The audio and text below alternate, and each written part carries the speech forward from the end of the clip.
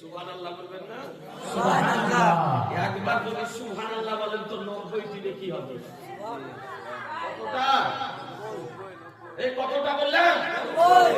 90টি নেকি হবে একবার যদি সুবহানাল্লাহ যদি বলেন। সুবহানাল্লাহ। 9টি অক্ষর আছে আর একটি অক্ষর উচ্চারণ করে 10 নেকি, 9 10 90। আল্লাহু আকবার বললে কয়টি নেকি হবে? বলেন। জালসা তো শুনে আসছেন বহুদিন থেকে।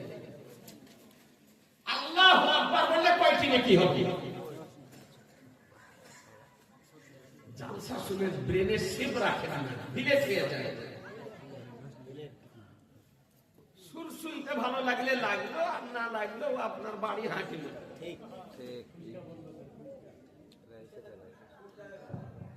একবার যদি আল্লাহু আকবার বলেন 80টি নেকি হবে। কতটা বললেন? এই বাবা কতটা বললেন বলেন? 80।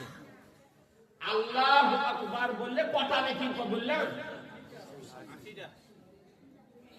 80। 8 10 80 আর 20 হলেই 100।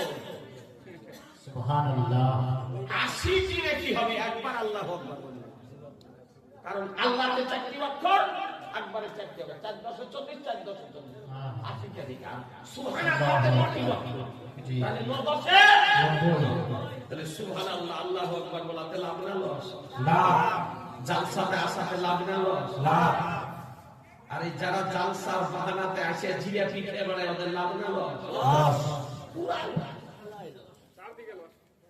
বাদাম খেয়ে বেড়ায় আর পুরা লস। হাদিসটি শুনে